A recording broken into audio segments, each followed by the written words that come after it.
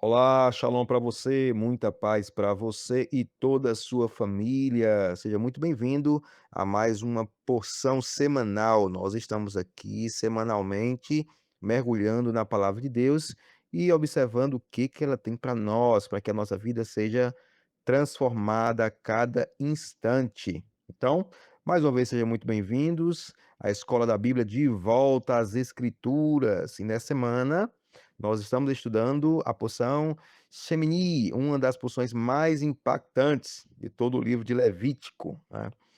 Então, vamos lá. Qual o significado dessa porção, né?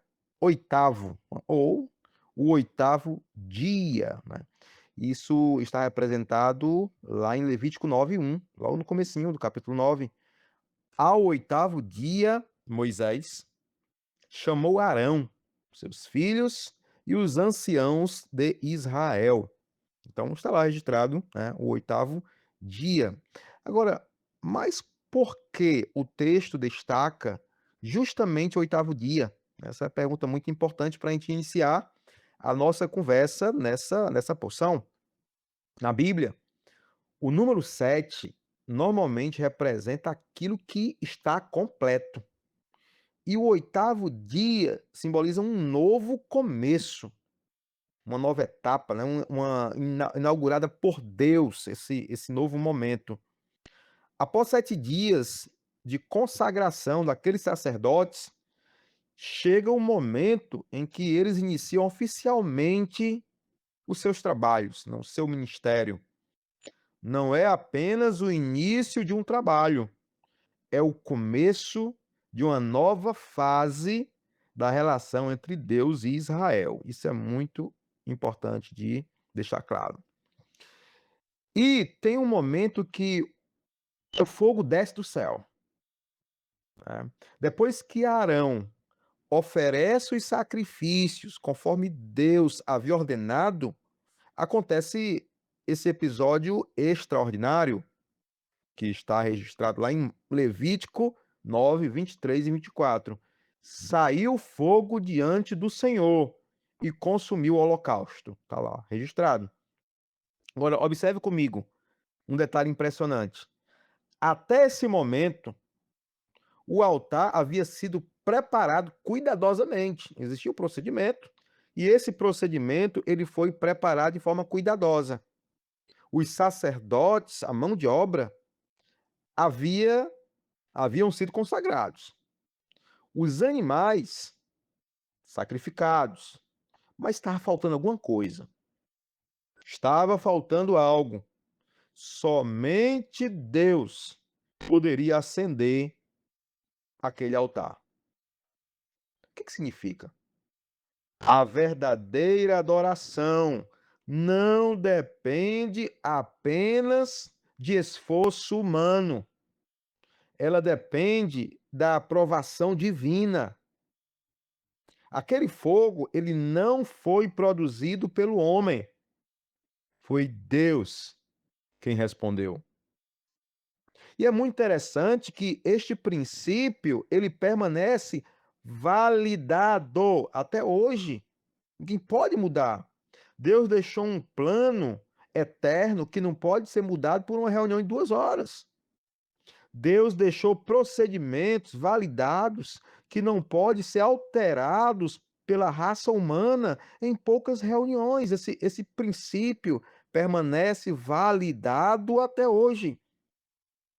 Nós podemos construir templos, prédios, organizar cultos,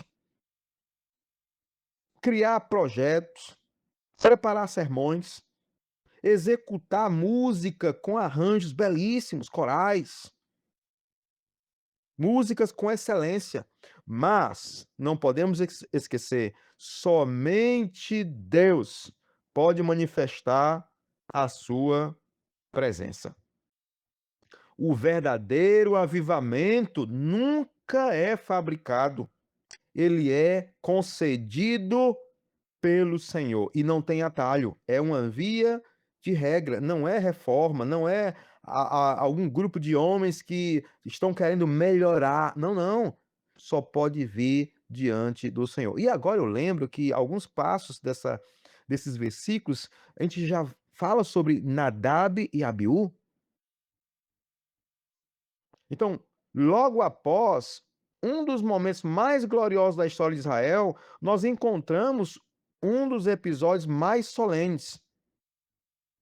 Eu estou lembrando de Nadab e Abiú, filhos de Arão. Eles oferecem um fogo estranho diante do Senhor. O texto ele não explica exatamente em que consistia esse fogo estranho, mas deixa claro que era algo que ele não ordenara. Olha essa frase. Era algo que ele, Deus, não lhes ordenara.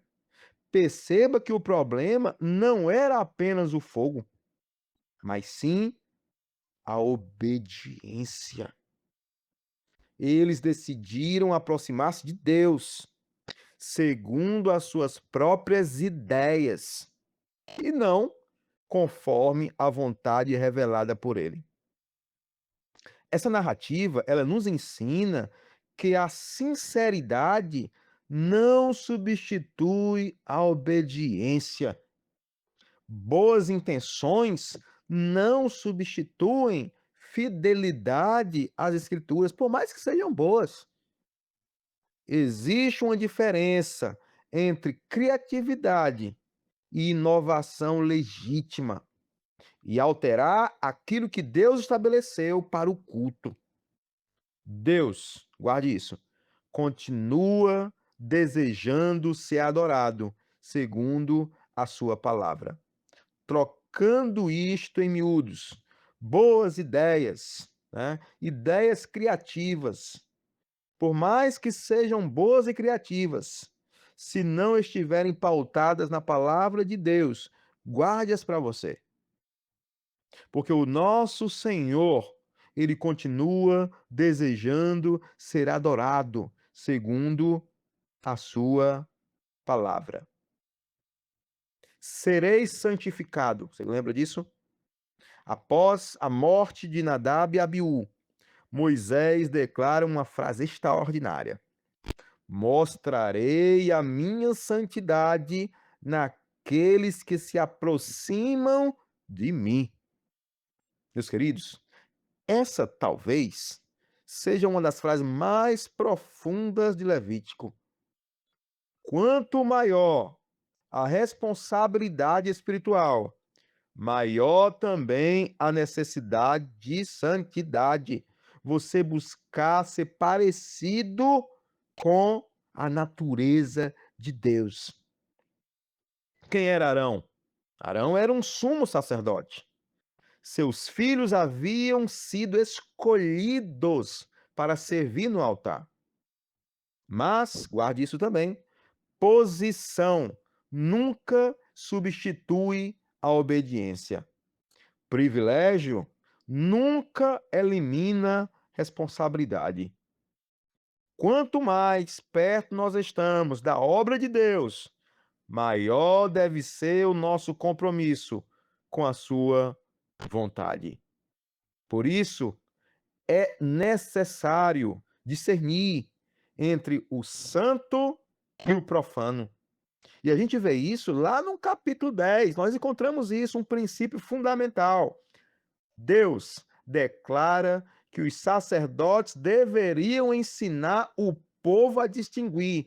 Quem está direcionando o trabalho tem que ensinar o povo a distinguir entre o santo e o profano, o puro e o impuro.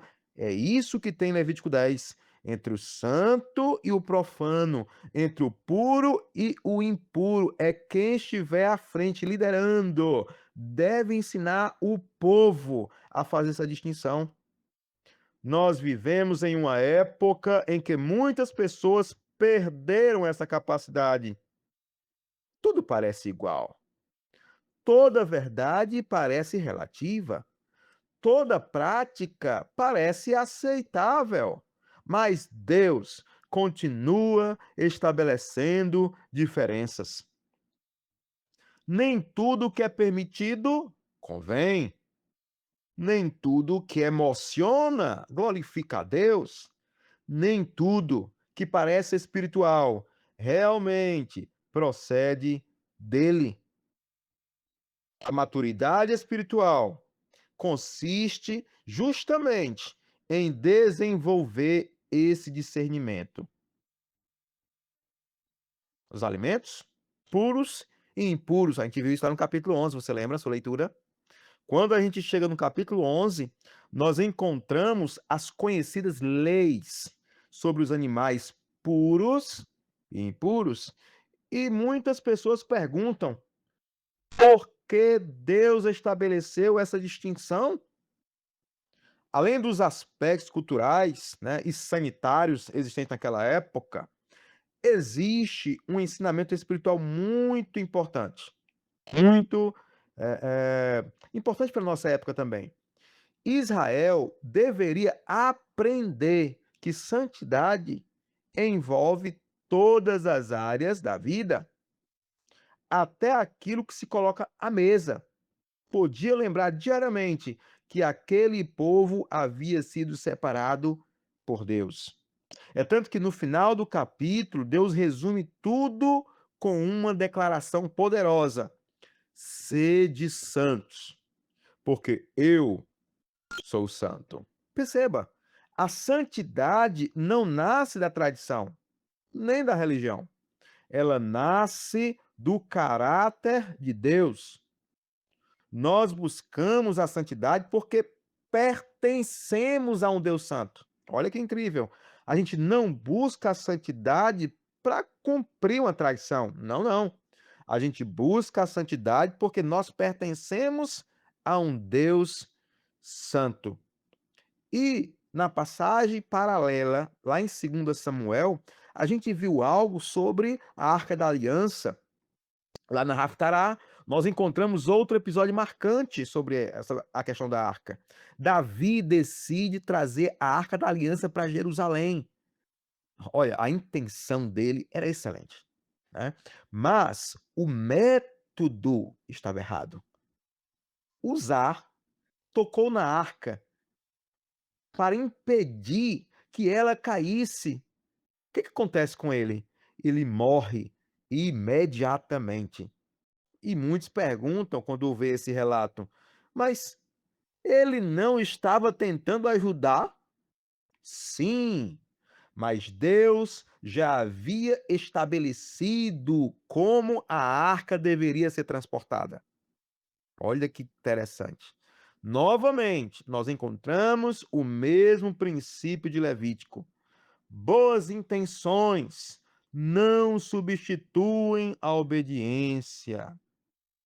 Depois que Davi compreende isso, a arca é conduzida conforme a lei do Senhor.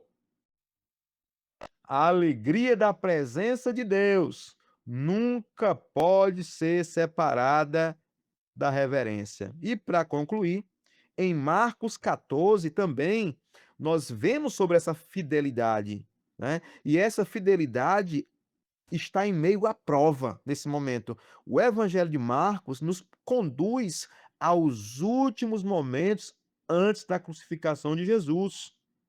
Nós encontramos ali a unção em Belém, ou melhor, em Betânia, perdão, a última ceia, você lembra disso? Getsêmani, a tradição daquele povo, a negação de Pedro, a traição de Judas, lembra disso? Todos estavam diante do mesmo mestre, mas cada um responde de maneira diferente. O Senhor estava lá, o mestre estava lá, mas eles respondem de maneira diferente ao mestre. Enquanto alguns permanecem fiéis, outros falham. Shemini também trata disso. A presença de Deus exige uma resposta. Cada pessoa decide como responderá ao chamado divino. Sabe qual é o verdadeiro significado do oitavo dia? Existe um detalhe ainda belíssimo. O oitavo dia representa aquilo que vem depois da preparação. Durante 7 dias, Arão foi consagrado. Somente depois iniciou o seu ministério. Hoje, muitos desejam servir antes de serem preparados. Querem visibilidade antes da maturidade. Querem autoridade antes do caráter. Mas Deus trabalha de maneira diferente. Primeiro, ele forma o coração, depois ele confia a missão. O ministério saudável, ele nasce da preparação feita pelo próprio Deus. Chamini nos ensina que a presença de Deus é um motivo de alegria, mas também de reverência. O Deus que envia fogo sobre o altar é o mesmo que chama seu povo à santidade. Não basta desejar servir, é necessário servir conforme a sua vontade. Não basta aproximar-se de Deus, é preciso aproximar-se com temor, obediência e fidelidade. Sabe, a grande pergunta dessa porção continua atual. Nós estamos oferecendo ao Senhor aquilo que Ele pediu ou apenas aquilo que nós achamos melhor para oferecer? Que nós possamos viver com discernimento, reverência e santidade, lembrando sempre das palavras do próprio Deus: sede santos, porque eu sou santo. Shalom para você, muita paz para você. Até a próxima porção.